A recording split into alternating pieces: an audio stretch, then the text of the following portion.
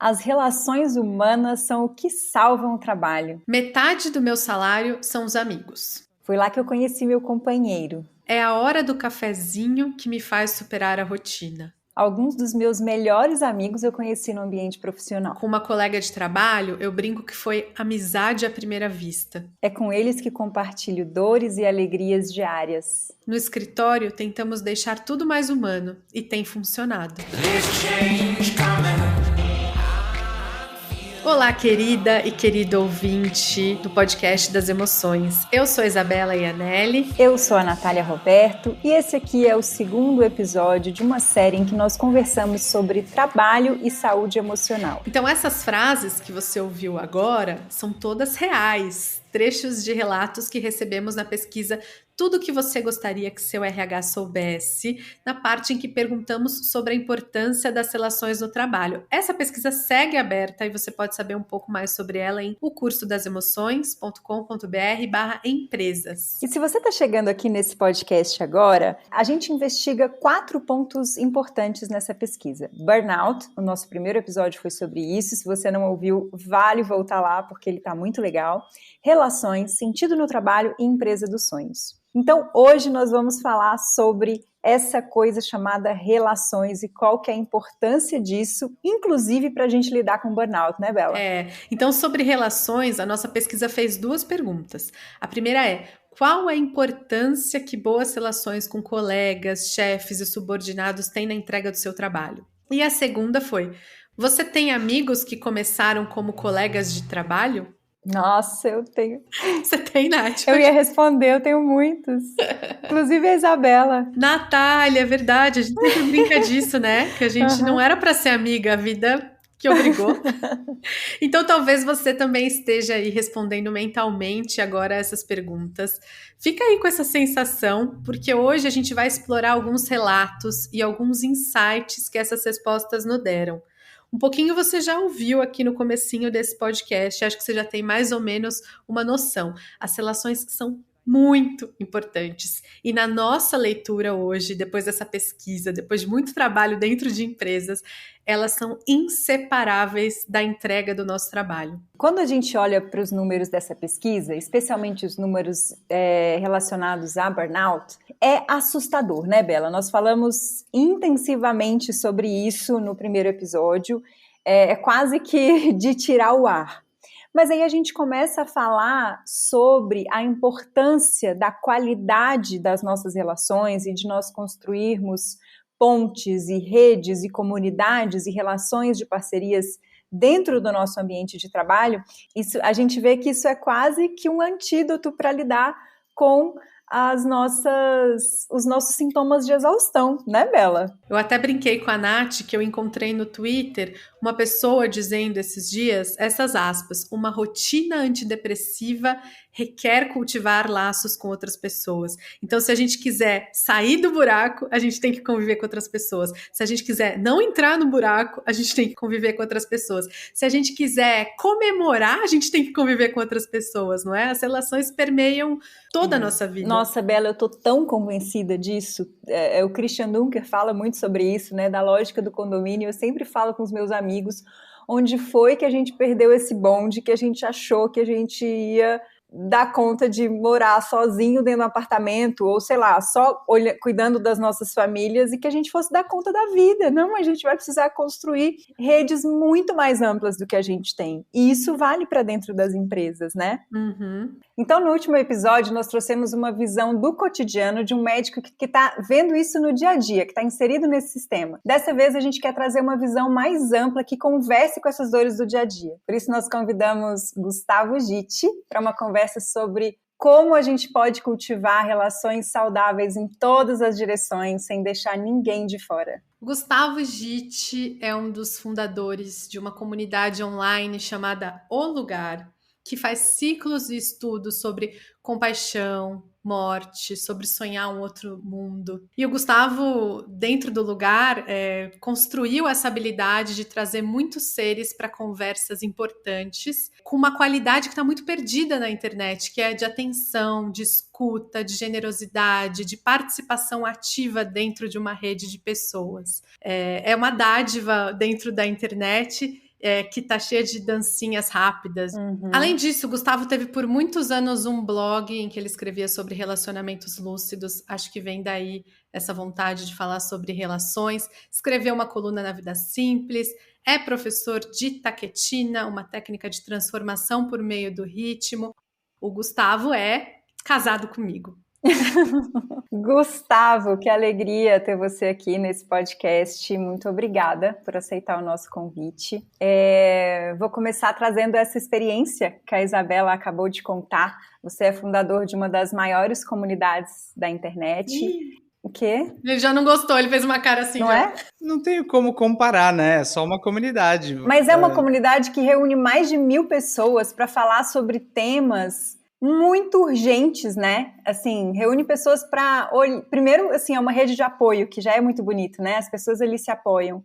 Como é que a gente olha para o outro? Como é que a gente cria conexões benéficas, né, com as pessoas ao nosso redor, assim? Então, da minha visão, é uma grande comunidade. Qual que é a importância da gente cultivar pontes e redes e comunidades para vivermos uma vida boa, assim, né? Qual que é o impacto disso no nosso bem-estar? É a coisa mais importante do nosso bem-estar, as relações. Na verdade, o nosso coração é relacional. Então, na verdade, não é que as relações melhoram quem nós somos. Nós somos relações. Então, não tem separação, e quando você trabalha com as relações, você naturalmente é feliz, e quando você é feliz, você naturalmente melhora as relações. Então, nós somos relações. E eu perguntei para a Nath, para a Isabela, com quem que a gente está falando? E eu estou tentando imaginar não só a Isabela e a Natália, mas na minha mente, tentando imaginar você que está ouvindo no podcast, e especialmente tudo que você gostaria que o seu RH soubesse. Quero expandir isso para tudo que você que está numa organização, seja uma empresa ou qualquer organização, tudo que você gostaria que o seu parceiro de trabalho soubesse, tudo que você gostaria que as pessoas ao seu redor soubessem, tudo que você gostaria que os líderes dessa organização soubessem. Então, num certo sentido, a gente pode expandir para a sensação de cidade também, tudo que você gostaria que a pessoa que está no governo da cidade ou do estado ou do Brasil. Minha fala é imaginando essa pessoa e que tipo de conversa, como se fosse assim, que a gente poderia introduzir na cultura, seja dentro de você que está ouvindo, seja de algum modo nas pessoas ao seu redor. Então, essa é a motivação pela qual eu acho que para mim faz muito sentido essa fala. Ao mesmo tempo, eu tive acesso a essa pesquisa que a Isabela e a Natália fizeram com as pessoas relatando sofrimentos, burnout, vários tipos de sofrimentos que vivem dentro das empresas. Então, é muito, muito grave a situação que a gente está vivendo. Então, eu espero que a gente possa aqui explorar alguns pontos e que seja benéfico para quem estiver ouvindo, tanto para você quanto como uma vontade mesmo, assim, de que essas coisas sejam introduzidas organização onde você está. Então, sobre a sua pergunta, a importância da gente trabalhar com as relações, ou se sentir mais conectado, tem uma pesquisa, na verdade é um artigo feito em 2020, é super recente, que chama A Plasticidade do Bem-Estar, The Plasticity of Well-Being. E eles fizeram um framework, assim, eles mapearam 4 tipos de práticas que podem trazer bem-estar. E esse artigo foi feito pelo Cortland Dahl, pela Christine Mendenhall e pelo Richard Davidson, que é um dos maiores pesquisadores da neurociência, da ciência do bem-estar, da compaixão, da meditação do nosso tempo. E uma das 4 pilares, os 4 pilares são consciência, insight, essa clareza, assim, né, sabedoria, conexão e propósito. Então, um dos pilares do bem-estar é a conexão. E aí, quando eles falam de conexão, eu até peguei um parágrafo assim, que eu acho maravilhoso para a gente entender a importância de boas relações dentro de uma organização, da sensação de rede, de comunidade. Que basicamente é a sensação de comunidade, de rede, vem quando tem um tecido saudável de relações. É basicamente Quando tem conexão, tem comunidade, tem rede, tem compaixão natural. Então é isso que a gente precisa aprender a abrir. E quando não tem essas qualidades do coração, quando elas estão distorcidas, bloqueadas, daí não tem rede, não tem comunidade, tem só a sensação de isolamento, depressão, desânimo. Então as aflições todas mentais que a gente tem, todo tipo de problema, pessoal, depressão, ansiedade, todo tipo de aflição mental é só falta de comunidade. Então, é basicamente quando aumenta a sensação de compaixão, de comunidade, de rede, todas as aflições mentais se diminuem, reduzem. Então, não é separado, assim. Então, a cura para todas as aflições mentais do nosso mundo é a comunidade. Incrivelmente. Então, olha só o que o Courtland Doll diz, para mostrar bem claro como acontece esse processo não dual, assim, entre o meu coração e as relações. Ele diz, o Courtland Doll, o Richard Davidson e a Christine, as relações sociais são melhores preditores de saúde do que vários fatores biológicos e econômicos. Ou seja, se quiser saber se você vai adoecer, aumenta ou diminui a chance de você adoecer, você olha não tanto para o dinheiro, é claro que dinheiro sim, se você tiver sem nenhum dinheiro, claro, mas assim, não é tanto para o fator econômico, não é tanto para o fator biológico. Ou seja, mais importante do que o seu coração físico é o seu coração, no sentido da sua mente, das suas relações. Assim, literalmente, nós somos feitos de seres. Nós estamos entubados, nós somos feitos, nossa constituição, assim, nosso sangue, ele é feito de relações. Tanto que quando as relações travam, do nada você começa a parar de respirar, do nada você começa a ter problema no seu corpo.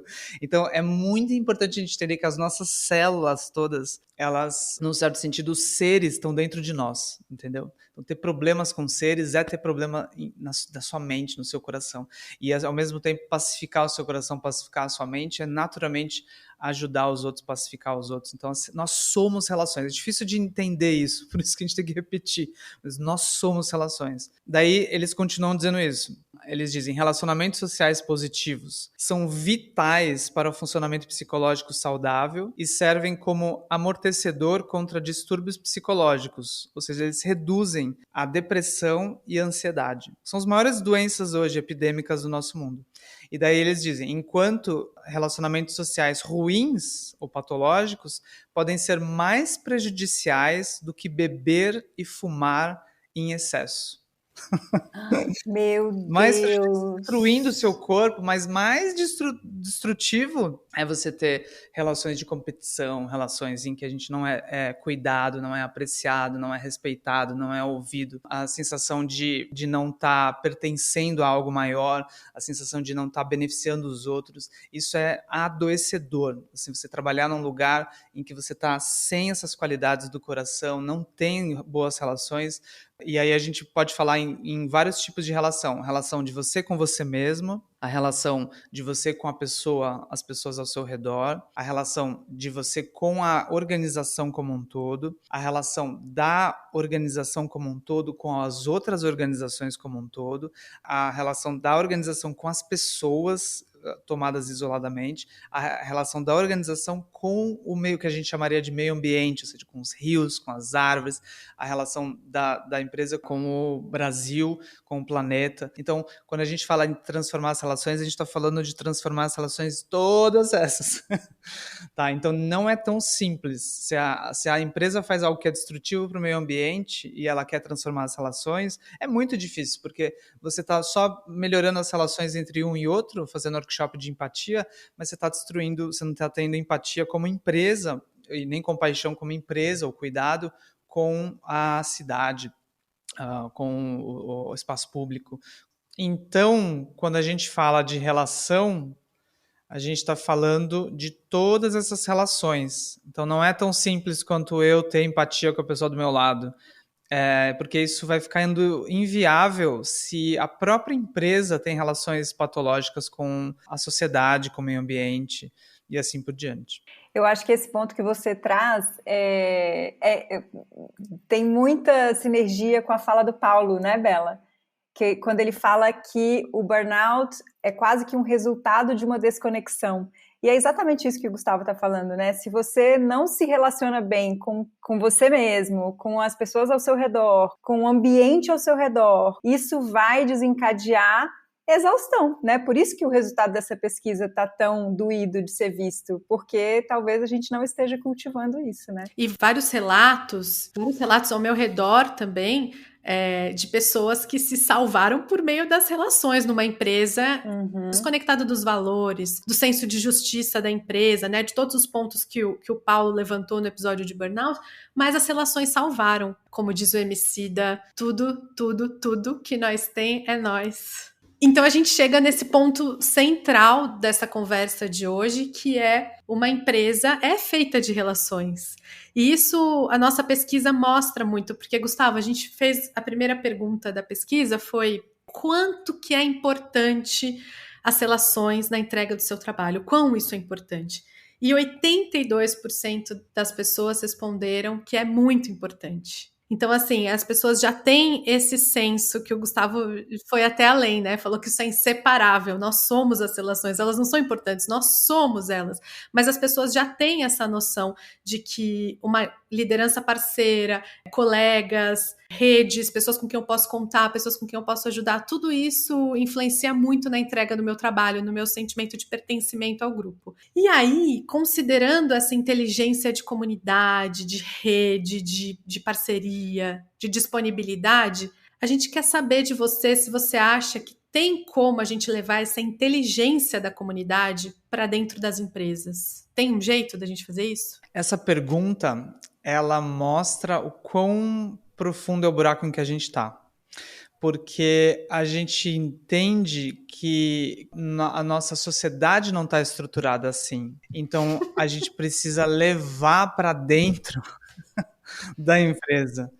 Então, isso já mostra o quanto que isso não é natural. E se não é natural, é muito difícil de mudar uma empresa sem mudar toda a estrutura que a gente pode chamar da visão do mundo, todo o que a gente poderia chamar de visão materialista da felicidade, individualista, a todas as nossas culturas, todo o jeito que a sociedade é estruturada. Então, a sua pergunta, ela mostra o quão não é só respondendo a sua pergunta, mas, num certo sentido, acabando com a sua pergunta. Porque ela mostra como o nosso mundo já não está assim e quantas as empresas já estão estruturadas de outro modo. Então é quase que impossível e a gente fica pensando como é que eu levo para dentro, assim, né? E levo de onde também, Carrego né? na bolsa? Exatamente. Então, uma coisa crucial de ficar presente em todas as conversas que a gente tiver sobre relações dentro de empresas é essa visão mais realista, menos ingênua, menos romântica. Ela não é depressiva, mas ela é bem difícil da gente olhar, porque ela não tem uma saída tão simples, uma solução tão simples, que é a grande sacanagem que está acontecendo quando a gente fala de compaixão e mindfulness e meditação e bem-estar dentro das empresas. Qual é essa grande sacanagem? Essa sacanagem é uma palavra, eu estou usando sacanagem para dizer, uma relação que o Gregory Bateson chamava de double bind. Double bind é duplo vínculo, é como se eu agarrasse a mão de alguém e estivesse machucando a pessoa e ao mesmo tempo eu falo para ela, eu te amo. E aí eu não dou espaço para ela falar de que eu estou machucando a pessoa e simplesmente introduzo o fato para ela responder a minha fala de eu te amo. Então, um pouco isso que está acontecendo em grande escala numa empresa. Vou dar um exemplo. Eu fui dar uma palestra sobre felicidade genuína para várias praças assim de uma empresa ao redor do Brasil, tá? Essa empresa faz matéria-prima para outras empresas que vendem para outras empresas. Tinha uma das praças só fazia... Eles cultivavam um tipo de bactéria que ia ser vendido para uma empresa que faz ração, que ia ser vendido para uma empresa que alimenta animais, enfim, coisas desse tipo. Então, o trabalho das pessoas ali, num certo sentido, é bem sem sentido. Ela tá todo dia indo para um lugar em que cheira muito mal, porque ela está produzindo um tipo de bactéria, assim, e a cadeia que ela está alimentando não é uma coisa saudável para o meio ambiente, assim, uma das coisas que mais destroem a natureza no Brasil, né, essa agropecuária terrível, assim. E aí eu vou lá, o que eu vou fazer? Eu vou falar sobre propósito, sentido.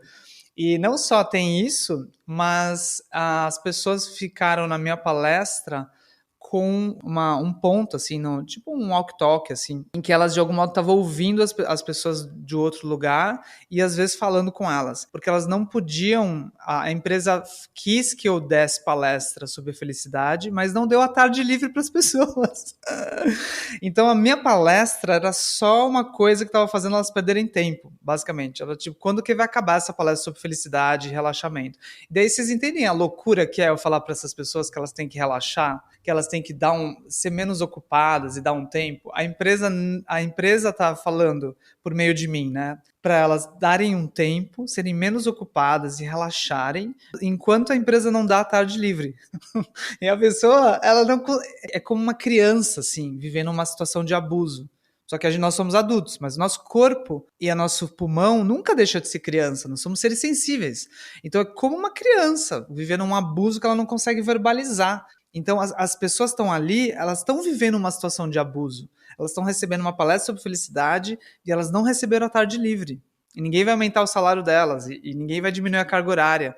Então é uma situação, elas não conseguem verbalizar isso. É difícil para eu explicar. Eu estou de fora, imagina para elas. Então é enlouquecedor o que eu estou chamando de sacanagem. Ao mesmo tempo em que ela está ouvindo sobre cuidado, compaixão, apreciação, conexão, empatia, ela está sendo avaliada por vários dispositivos de recompensa, vários dispositivos de competição, vários dispositivos que não têm nada a ver, eles não vêm desse cuidado, eles não foram pensados a partir do cuidado, eles foram pensados a partir da produtividade, eles foram pensados a partir do lucro, eles foram pensados a partir do fato de que a pessoa é só uma engrenagem, ela não é um ser. De novo, isso é difícil de colocar em palavras, mas é uma situação abusiva. Então, eu não acho que a gente deveria pensar em termos de como levar essas coisas para dentro de estruturas, como levar a compaixão para dentro de estruturas abusivas, mas a gente deveria começar a ver como reconhecer as estruturas abusivas e como criar outras estruturas. Isso dá para ser feito em pequenos núcleos, eu aposto nisso, assim, um departamento, 3 pessoas, trabalhar com a mente de um líder, de uma pessoa que é mais líder, mas esses são só laboratórios para a gente ir gerando exemplos que vai mudando a cultura, e eu acho que a gente precisa de mais e mais exemplos disso, né? Um exemplo maravilhoso disso, que eu fiquei muito feliz quando eu vi essa notícia, é da empresa Spanx, que é da Sara Blakely. Eu vi isso. Ela, de algum modo, vendeu a empresa dela e ganhou $1 bilhão. Daí o que ela fez, né? Assim, que eu acho que essa generosidade deveria estar em todas as pessoas que lucram, assim, com base no trabalho dos outros, né? Desde o iFood, de algum modo pagar para as pessoas que são os entregadores, né? Os adolescentes, muitas vezes, que estão com as bikes. Isso deveria estar em todos os lugares, essa generosidade, que é fruto da gente ter uma relação de não medir a produtividade, de simplesmente... É a mesma mente da renda básica universal. Assim, simplesmente porque a pessoa é parte daquilo, ela vai receber. Então, a Sara Blakely fez o quê? Quando ela ganhou $1 bilhão, ela deu uma viagem de primeira classe para qualquer lugar do mundo, com um acompanhante, para todas as colaboradoras, funcionárias, chama do que quiser, da Spanx. E mais $10 mil. $10 mil. Então, essa distribuição é a compaixão. E redução de carga horária. Várias empresas estão vendo que até aumenta a produtividade se você coloca a pessoa para trabalhar 4 dias, por exemplo, em vez de 5. Então, se a empresa quiser realmente introduzir esses valores de cuidado, de humanidade, ela precisa mudar o funcionamento dela mesma e não simplesmente manter o funcionamento agressivo e introduzir alguma coisinha de vez em quando para fingir que está trabalhando com empatia, diversidade, compaixão e assim por diante. Boa parte do conteúdo, especialmente o conteúdo massificado na internet, que vai falar sobre equilíbrio emocional ou relações, vai partir de um lugar muito individual, né? Vai lá e faça pelo outro. Você precisa ter disponibilidade, você precisa ter abertura. E aí, então, o que você está dizendo aqui pra gente é que não adianta colocar a inteligência da comunidade numa sacolinha e tentar entrar na empresa com ela, né? Que isso tem que ser mudado pela visão, que a visão tem que ser muito mais humana, que a empresa tem que reconhecer a parcela nesse sistema que não favorece as relações, que não favorece olhar para o outro como humano. É isso? Eu vejo como sendo duas abordagens, assim. A primeira abordagem, se você olhar, estava lendo Harvard Business Review e vários Forbes, assim, estava lendo um pouquinho antes. Se você olhar como que eles falam sobre mudança de relações, e são textos ótimos, assim, sobre compaixão, sobre a importância de ouvir. E se você olhar essas abordagens, elas são individualistas, né, ou individuais, ou trabalhando como se a gente estivesse falando com a pessoa, como que ela muda, né? E então eu acho que isso é essencial, só que pode, se a gente só enfatiza isso, levar à culpabilização individual por problemas sistêmicos. Daí essa é a sacanagem que eu estava abordando. A outra abordagem é coletiva. Então ela é muito presente não na Harvard Business Review, nas mentes mais dos intelectuais, das pessoas que estão analisando, sociólogos, antropólogos. Pesquisadores. Elas estão olhando com mais cuidado e aí elas vão olhar o aspecto sistêmico, coletivo, social. Qual que é o problema se você só enfatiza isso? Você ignora a transformação da mente da pessoa. Então, a gente precisa de uma solução que ela é inseparável, tanto individual quanto coletiva. Uma coisa ajuda a outra, mas eu acho que a gente deve também entender que não tem uma solução mágica, instantânea, a curto prazo. Então, tem que ter uma certa paciência, assim. Seja você entender que se você abandonar esse mundo, assim, tentar sair das empresas e tentar sair desse sistema, mesmo que você faça igual eu, né? A gente tem uma super pequena empresa, assim, né? 5, 10 pessoas. Você vai ver que essa empresa ela tá no mundo que está com outro funcionamento e ao mesmo tempo dentro de nós a gente tem essas estruturas e a gente sem querer reproduz, sem querer a gente vai reproduzir o machismo, mesmo que a gente entenda que aquilo não faz sentido, sem querer a gente olha e não tem ninguém negro. Sem querer a gente começa a se ocupar demais e porque a gente se ocupa demais a gente começa a exigir que os outros se ocupem demais e quando viu a gente faz todo mundo trabalhar muito mais. Então a gente precisa de uma certa paciência, não tem saída fácil, não tem saída individual, não tem saída rápida e a gente precisa ficar onde a gente está e começar a se olhar e se conversar e ter conversas como essa e para que essa transformação ela seja mais profunda e mais sustentável, mais verdadeira e não só superficial, ou seja, ela é só para mostrar. A empresa às vezes me chama para falar como que eu posso cuidar melhor das pessoas. Eu acho que as empresas sabem fazer essa pergunta, mas elas vão embora quando você começa a responder. Elas não ficam até o final da resposta. Como que eu posso cuidar melhor dos meus colaboradores, funcionários, líderes? Como que eu posso, de fato, cuidar da felicidade, do bem-estar das pessoas que estão aqui? A empresa pergunta isso, mas ela não fica até o final da resposta. Augusto, sobre isso, ao mesmo tempo que não tem saída fácil e que nenhuma pesquisa, nenhum workshop, nenhuma consultoria vai conseguir resolver essa questão que é tão estrutural, né? A intenção de abrir uma pesquisa sobre isso, de abrir um podcast sobre isso, a gente não poderia nem começar a fazer isso se a gente já tivesse desistido, né? Assim, então, é que a gente possa pelo menos começar a levantar o tapete assim e começar a olhar. Falar, bom, olha o tamanho disso aqui. Aí a gente fecha de novo, aí a gente olha de novo, assim, né? A gente faz várias reuniões, né, Bela, com empresas e a intenção de poder melhorar a vida das pessoas ali dentro é muito genuína, em 100% dos casos, né? Mas a gente tá um pouco perdido de saber como é que a gente lida com isso, assim. E aí eu fico pensando assim, né, como é que a gente não desiste? Eu acho que a gente tem que começar a pensar que é trabalhável, né? Tem coisa que dá para fazer. Eu ando muito interessada nesse meio termo, sabe? Assim, ainda que a gente saiba que não existe solução fácil e que nós não vamos mudar esse mundo, é trabalhável, tem coisa que dá para fazer, assim.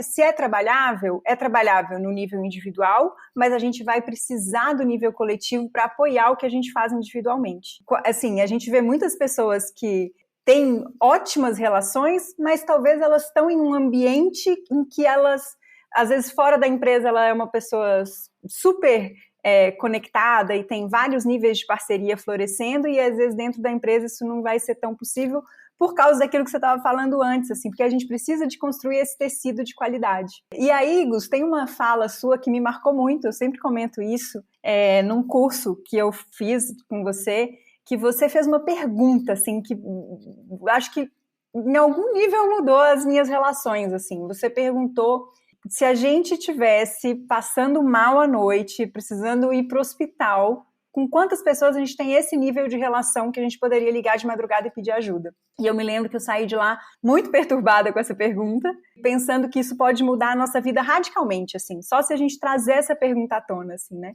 E aí eu fico pensando que você ter pessoas para quem ligar de madrugada é uma construção. Você, de algum modo, precisa transitar pelo mundo sendo essa pessoa que está disponível para ser acordada de madrugada, né? Eu não acho tão difícil a gente levar essa mente para dentro das empresas, sabe? Individualmente e coletivamente, né? A Jeane Pili falou uma coisa uma vez também que me toca muito também. Ela diz, como é que a gente pode trocar, né, a mente de chegar numa festa pensando assim, o que eu posso oferecer para as pessoas nessa festa, ao invés de do que eu vou receber das pessoas dessa festa, né? Uma outra coisa que sempre vem à minha mente, uma vez a gente ouviu o Tim Olmsted dar um exemplo muito simples. Pô, você vai tirar um xerox, você sabe que tem mais 10 pessoas precisando desse xerox, já tira os 10 e distribui, assim, né? E esse exemplo do xerox é muito fácil da gente levar para a empresa, né? E aí eu acho que a pessoa de RH ou a pessoa que cuida de pessoas pode estimular isso. Individualmente, a pessoa tem que querer, isso tem que se acender dentro da pessoa, mas a liderança também pode estimular que isso aconteça, assim, né?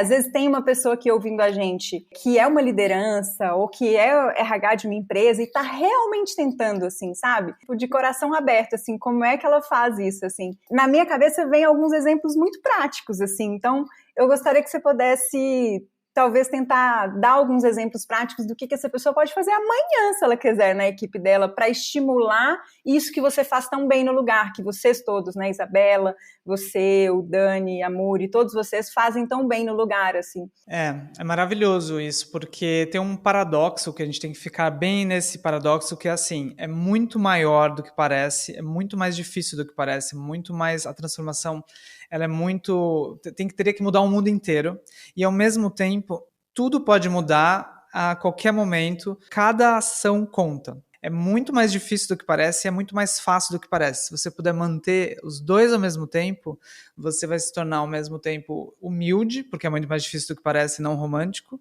e muito prático, muito otimista, muito com energia, porque é muito mais fácil do que parece. Primeira coisa que eu acho que é importante é assim, você entender que um dos meus professores, o Mingyur Rinpoche, cita uma pesquisa que diz que 93% do que a gente aprende e ensina, num certo sentido, vem do não verbal, vem da nossa própria ação. Nós somos seres muito corporais e nós somos seres ativos.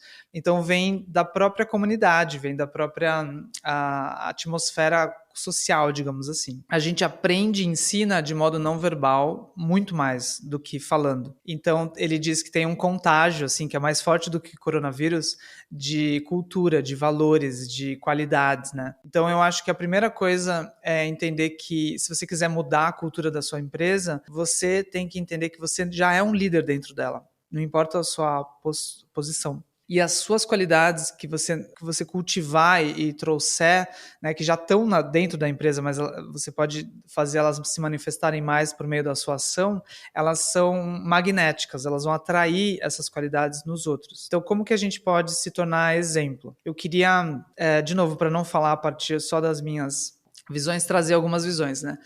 A primeira é a visão que vem, assim, tradicionalmente, da origem de todos os atos positivos, a gente pode chamar de 4 qualidades incomensuráveis. Vocês estudaram isso, vocês ensinam isso também. E a origem de todas as 4 qualidades incomensuráveis é que são bondade amorosa, o amor, compaixão, alegria empática e equanimidade. A origem é você perceber que o outro é igual a você, na verdade, o outro é um outro ser como você, tão válido quanto você, tão maravilhoso quanto você, na sua frente. Só muda a posição, muda o que ele vê quando ele olha para baixo, muda o tom de voz, muda a história, mas nós somos a mesma vida. Então, se você puder começar a lembrar todos os dias, quando você sair para o trabalho, chegar numa reunião, abrir o Zoom ou sentar numa mesa, ou qualquer que seja o seu trabalho, se você lembrar que todas as pessoas que você está vendo, elas estão querendo ser ouvidas, elas estão querendo ser respeitadas, elas estão querendo ser desafiadas também, elas querem crescer.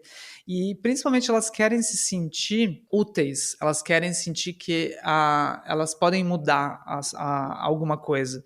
Então, se você lembrar disso, você naturalmente vai criar um ambiente que faça sentido para essas pessoas e para você, né? Então você vai criar um tecido social natural. Só de olhar para as pessoas e falar com as pessoas, isso vai mudando a relação que elas têm com as outras, né? Então, na empresa, por exemplo, seria muito bom ter pequenos sonhos coletivos, porque esses sonhos coletivos mobilizam esse desejo de ser feliz. A pessoa quer ser feliz, ela quer se sentir útil. E daí você diz, olha, esse benefício está acontecendo, isso aqui seria muito bom de acontecer. Daí naturalmente ela se move, ela não se move por metas, ela se move naturalmente por essa sensação de que aquilo tem um objetivo. A Natália mesmo, estou acompanhando, está sendo voluntária num projeto maravilhoso. Ela não está ganhando nada. Por que ela vai? Porque ela vê o benefício. Então, na empresa, às vezes a gente acha que só pagando o salário, por maior que seja o salário, isso vai, de algum modo, preencher isso, mas em algum nível a gente tem que entender que o salário tem que ser sempre maior, porque ela tem outros objetivos e o dinheiro vai ajudar, mas o que faz, de fato, ela sentir feliz ali, mesmo com um bom salário, é a sensação de ter um sonho coletivo, e esse sonho está conectado com benefício, mesmo que seja para uma pessoa. Hoje em dia, o problema que gera tanto sensação de falta de sentido, desânimo, ansiedade, é que as pessoas não só perderam o benefício de vista, mas em muitos casos não têm esse benefício. Várias empresas se descolaram da realidade, tanto que tem esses casos assim no Vale do Silício de empresas que começam a ganhar um monte de dinheiro e na verdade não estão fazendo nada, só porque elas tiveram um vídeo, uma ideia. Então, várias empresas se desconectaram da realidade do sofrimento das pessoas, do que precisa ser feito mesmo.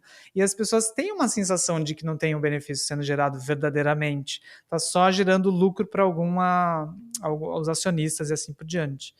Então, uma das coisas mais importantes para criar esse sentido de sonho coletivo, que vai manifestar energia nas pessoas e natural engajamento, é reconectar a empresa parte a parte, assim, a realidade da vida das pessoas e ver qual benefício de fato ela está trazendo, né? E, ao mesmo tempo, hoje tem esse fenômeno que o David Graeber chama de bullshit jobs. Então, porque as empresas se desconectaram da realidade, começou a surgir vários cargos que são só basicamente organizar a coisa internamente, e a pessoa mesmo percebe que aquilo não tem um benefício real, assim. Então, por isso que às vezes ela vai participar de um projeto voluntário e fica super feliz, porque ela de fato deu sopa para alguém.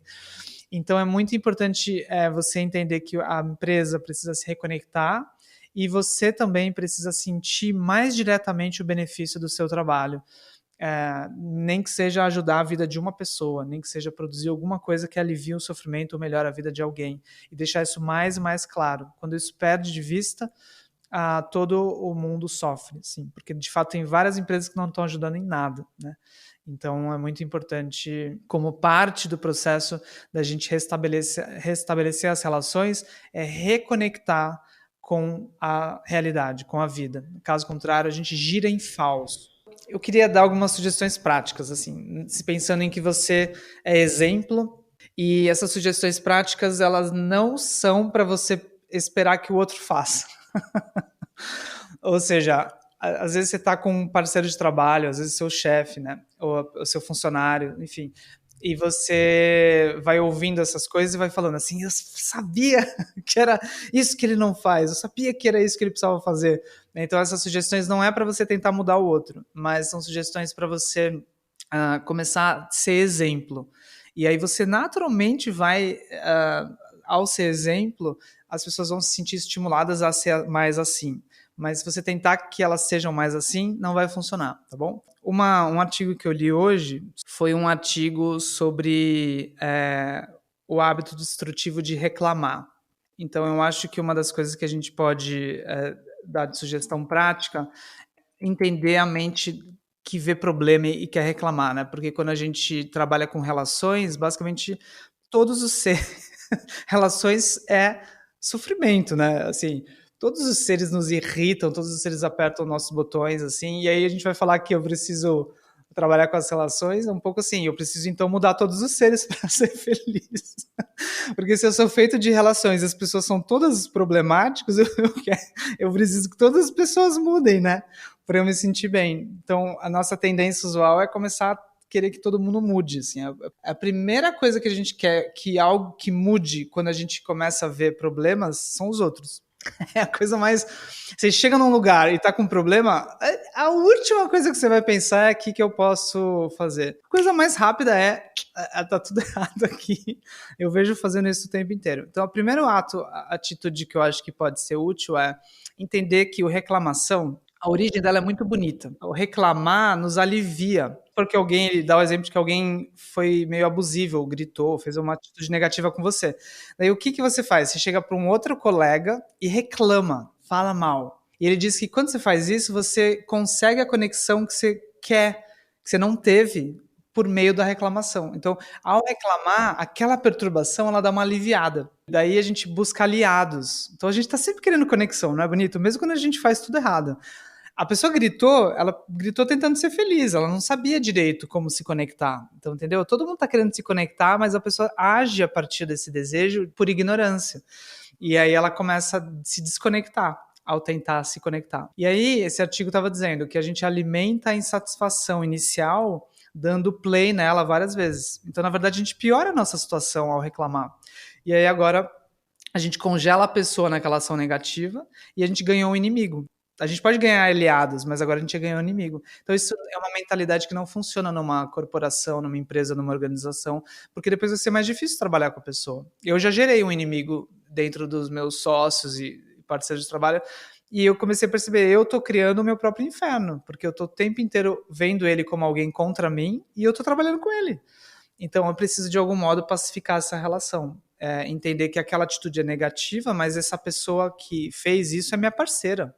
Então, a primeira coisa é isso, reclamar não funciona, apontar dedos e ver defeitos nas pessoas não funciona, o que funciona é ajudar as pessoas a ir além das ações negativas delas e entender que todo mundo é seu parceiro, porque enquanto você mantiver pessoas trancadas, fora da sua vida, como inimigas da sua vida, parte de você que você está excluindo, porque você é tudo, você são todas as relações, então não tem como tirar os seres de dentro do seu coração. O seu coração tem todos os seres, me desculpa.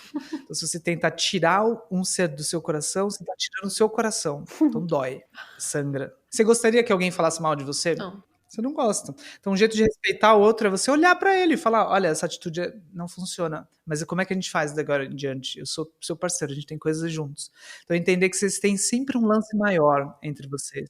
Então, essa é a primeira sugestão. Daí, a segunda sugestão, eu quero pegar... São 5 coisas que vão trabalhar com as 4 qualidades incomensuráveis de amor, compaixão, alegria e equanimidade, que eu vi numa pessoa que eu respeito muito, que é o Rasmus Hougaard, que ele fundou uma organização que chama Potential Project. E ele tem um livro que chama Liderança Compassiva, Compassionate Leadership. Ele resume essa abordagem em 5 mantras. Então ele diz assim, o primeiro mantra é Business Kills Your Heart. Então, business não de negócio, mas de business. Ou seja, uma mente ocupada, ela perde o coração. Business kills your heart, mata o seu coração. A ocupação, a sensação de estar sempre ocupada, é o jeito da nossa sociedade das pessoas se sentirem importantes. Né, eu sei disso. Quando você parece que você está ocupado, parece ser muito importante. Parece que você está produtivo também, o que não é verdade. Talvez você seja só agitado e ocupado e ansioso, tá? Você não está, às vezes, fazendo muita coisa. Soltar um pouquinho o foco na eficiência e na meta e aumentar o foco na conexão. Priorizar a conexão, as relações, mais do que a eficiência. Porque se você é eficiente, você mata as relações, isso não é saudável a longo prazo. Se você fortalece as relações, a eficiência vem, porque vai ser cada vez mais fácil fazer coisas, porque as relações estão muito fortes. As empresas não entendem isso, elas focam a eficiência e não as relações, as conexões. Na verdade, conexões fortes são imbatíveis, não tem força mais forte, não tem... o que a gente chama de força é só isso, conexão. Pode pensar, pense em termos de física. Quando você olha o que é uma coisa forte, é uma coisa muito conectada. Conexão é a maior força. E aí a gente tem que entender o quanto que a meta destrói as conexões. Um dos professores que eu mais admiro, o Chogyam Trungpa Rinpoche, ele dizia que quando a gente tem goal de meta, mindedness, ou seja, mentalidade orientada a objetivo e meta, nós somos muito perigosos, destrutivos. Uma pessoa com uma meta muito clara na mente, é igual uma pessoa que quer pegar uma coisa numa sala e ela está com pressa, ela nem vê quem está na sala. Ela vai, daqui a pouco ela até bate em alguém. Então, já viram assim, você está trabalhando, aí alguém entra para pegar alguma coisa, a pessoa nem percebe, às vezes ela perturba o silêncio, ela estabanada, ela, enfim. Então a gente com uma meta muito forte, a gente não vê a situação ao redor, é uma espécie de ignorância. Então é muito importante deixar sua mente tempos em tempos desocupada, mais espaçosa, aprender a respirar, se equilibrar. Isso vai fazer com que a gente olhe um pouco mais as relações e consiga avançar na meta olhando as pessoas e não ignorando as pessoas. Aí a segunda ele diz, se conecte com empatia, mas lidere com compaixão. Se você olha as pessoas ao seu redor, se você se conectar demais só por empatia, daqui a pouco você fala para a pessoa assim, não, vai para casa. Todo dia você vai falar para ela assim, não vai para casa, porque eu acho que você está cansada. Todo dia você vai falar para ela, não vai para casa. Por isso que os líderes têm medo da empatia. Eles sabem que se eles só entrarem na empatia, nada vai ser feito. E é verdade. Então, você precisa se conectar com a empatia, ou seja, de algum modo entender que ela não quer estar ali. Ninguém quer estar na empresa, acorda assim, se você tem uma empresa, você tem que entender, ninguém quer estar na sua empresa, tá bom? Se você não tem essa visão, você está louco, tá bom? Ninguém quer estar na sua empresa, a pessoa quer ser... Tá, imagina, o mundo tem cachoeiras, a pessoa quer estar na sua empresa. O mundo dá para tocar tambor, dá para... Enfim, você entende? Então, ninguém quer estar na sua empresa. Se você se conectar demais com a empatia, você vai mandar todo mundo embora. Você seria maravilhoso, mas não vai ter mais empresa. Então, o que o líder pensa? Eu não vou entrar nisso. Eu não vou nem entrar nisso. Eu vou ignorar completamente isso. E daí, não surge nem compaixão também. Então, ele lidera por autocentramento, ignorando a empatia. Então, qual que é a mágica? Qual que é o suco da coisa? É você usar todo o poder da empatia, mas não parar aí. Então você vai entender que para a pessoa não é a melhor coisa estar ali, ela também está com problemas. Só que você vai entender que tem um objetivo em comum, tem um sonho em comum, tem um benefício, tem algum propósito de estar ali.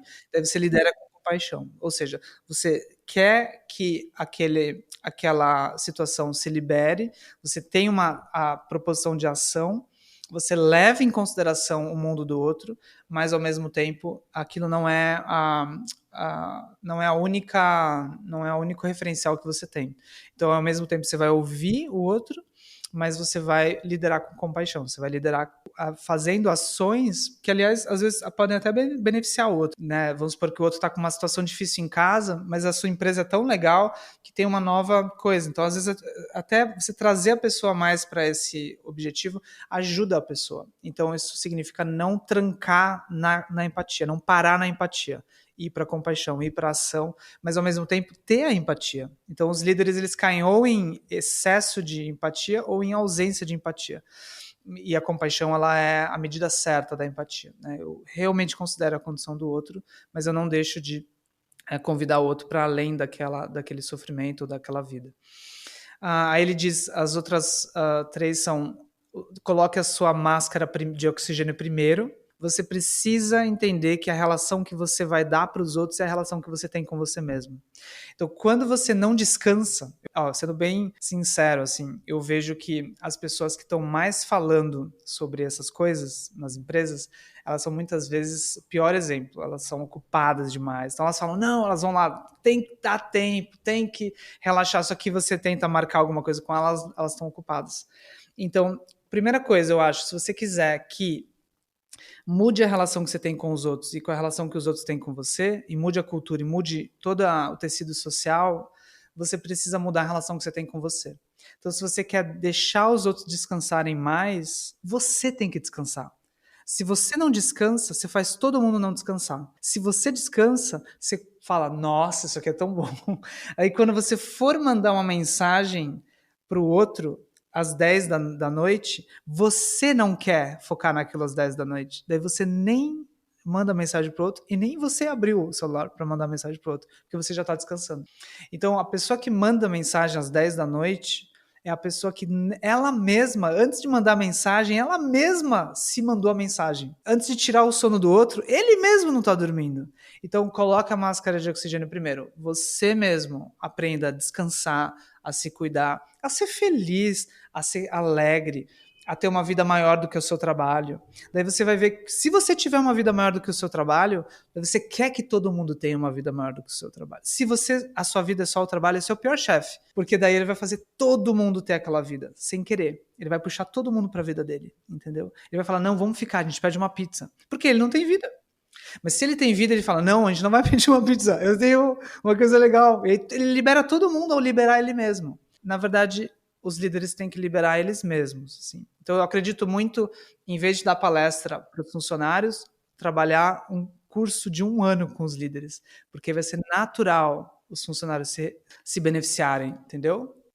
É igual, em vez de ensinar meditação para as crianças, ensinar meditação para os pais. Mesma coisa. Né? Daí, por fim, ele diz coragem em vez de conforto. Então, é muito mais confortável você não olhar no olho da pessoa que você vai demitir. Então, escolha a coragem, ou seja, escolha ficar com as situações difíceis, olhar para a dificuldade do outro, olhar para a dificuldade da sua... É muito confortável você não olhar para o rio sendo poluído na sua empresa. Vai lá olhar. E aí, você faz o quê? Você está numa empresa que é linda, ela está destruindo lá o rio. Você faz o quê? Então, o que é um bom líder? Não ignore. Fica com a situação desconfortável, vai ver o sofrimento, vai sujar a mão, destemor, é isso que a gente precisa. Nos microníveis e nos maiores níveis, saber ficar com a sua pior emoção, saber ficar com a pior emoção do outro, saber ver que as coisas não são tão bonitinhas quanto parecem. O outro é clarity is kindness, clareza é bondade. Então ser muito transparente, muito honesto, não esconder o jogo, abrir as informações, assim as pessoas elas se sentem situadas, elas sonham junto com você, elas participam da sua própria fluxo mental, então não fechar, sonhar mais junto, abrir mais, contar mais, deixar tudo fluir e maior transparência, seja lá como é que você entenda isso. Cada um de nós vai entender isso de um jeito e vai ver onde a gente não está sendo honesto e transparente. Então, bem honesto, tá? Por exemplo, você vai demitir alguém, mostra a situação como um todo. A pessoa vai entender. Se for desonesto, você mesmo vai começar a ver, porque eu estou tentando ser honesto e transparente, isso aqui não faz sentido.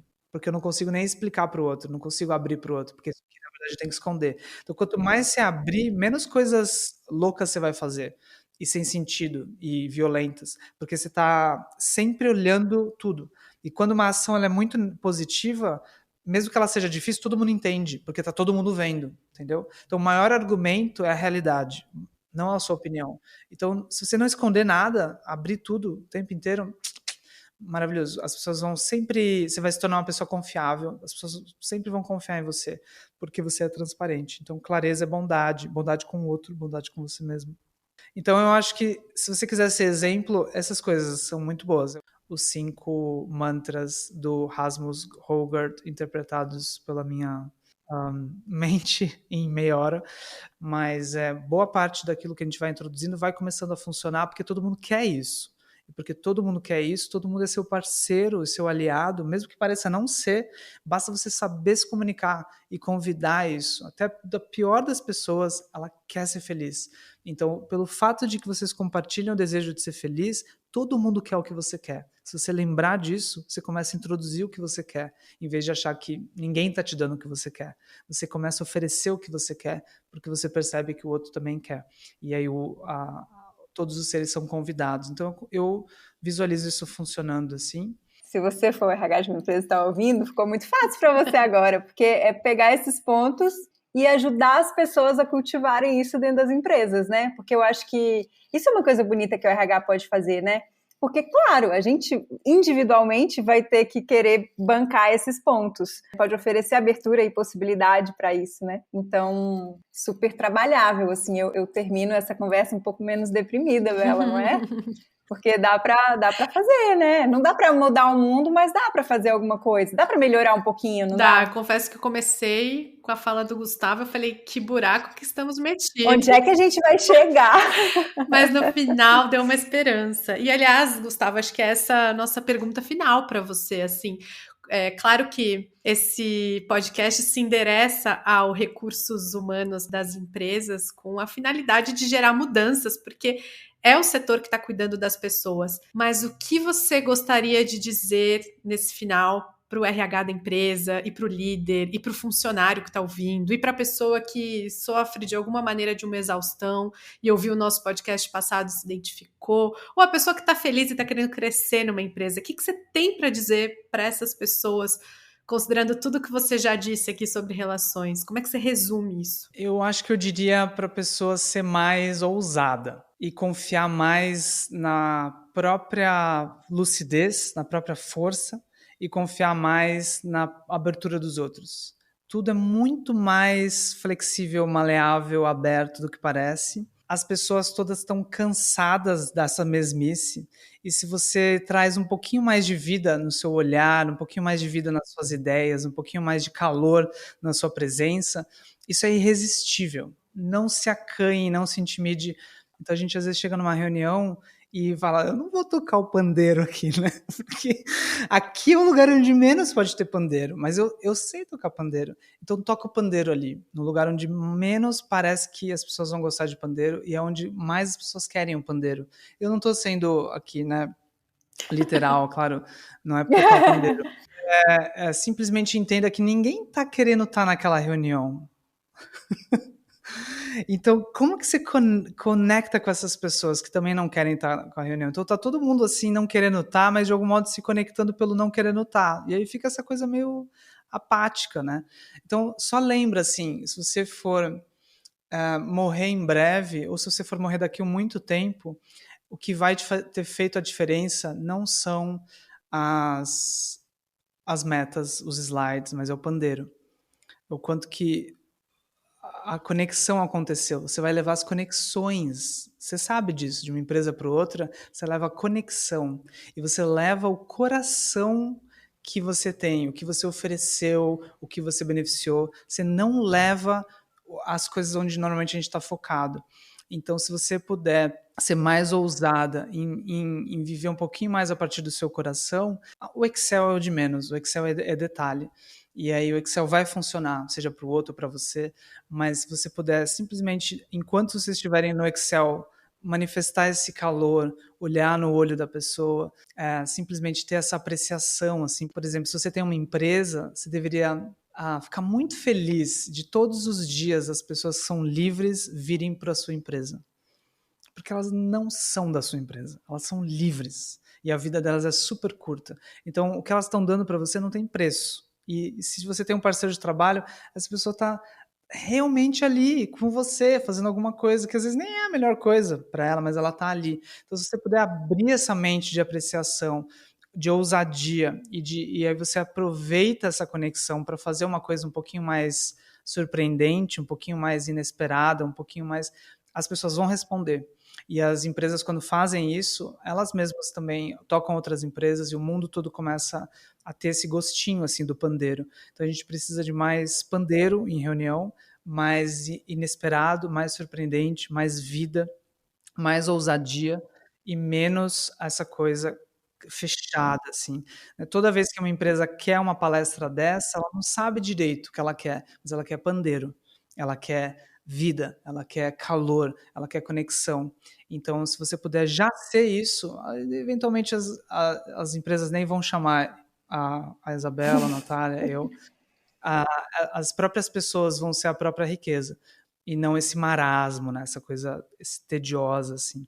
Então, basicamente é isso, um pouquinho mais de ousadia, e nessa ousadia vai vir todas as qualidades de apreciação, alegria, equanimidade, compaixão, bondade amorosa, essa clareza, essa coragem, essa não mente ocupada, e todas as coisas que a gente conversou nesse nesse podcast, elas estão dentro de você, naturalmente, e você pode só ser mais ousado, assim, sentir que você tem espaço para introduzir a cultura que você quer viver, e a gente tem espaço para criar o mundo que a gente quer viver, e não é respeitoso conosco nem com os outros a gente criar uma empresa e não fazer a empresa dos nossos sonhos.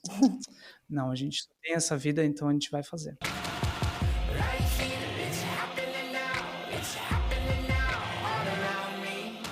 Uau! Nossa. Gustavo, muito obrigada. E como é que as pessoas que estão ouvindo esse podcast podem te achar, Gustavo? Você está no Instagram como Gustavo Gitti. Se você estiver ouvindo esse podcast agora, por favor, saibam que a Isabela e a Natália são uma riqueza. E a riqueza tem que ser aproveitada.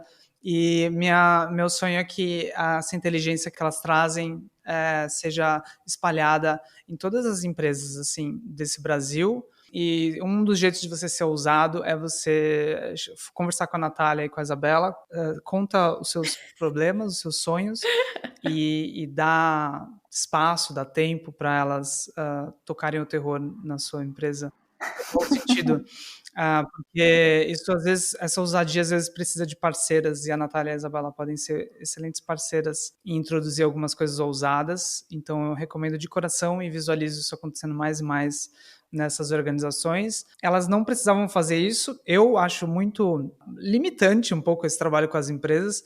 Então eu acho que é maravilhoso quem se coloca nesse desafio. Elas adoram esse trabalho, na verdade. Elas não têm nenhum desse preconceito que eu tenho. Mas então eu recomendo elas de coração, assim, para ajudar nessas transformações que a gente tanto precisa no mundo corporativo, no que a gente chama de mundo das empresas, tá bom?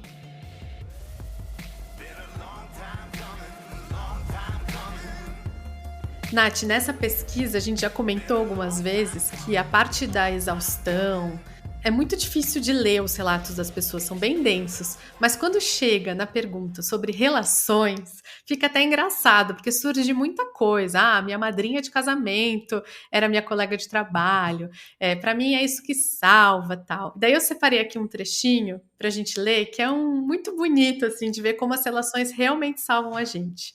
Uma pessoa diz assim: as relações de carinho mais fortes que tenho são com pessoas que passaram por momentos difíceis comigo.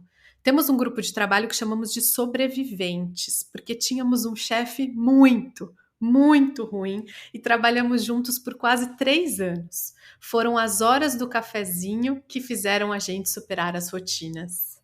Eu amei esse relato. Eu amei esse e aquele que fala, é o que salva.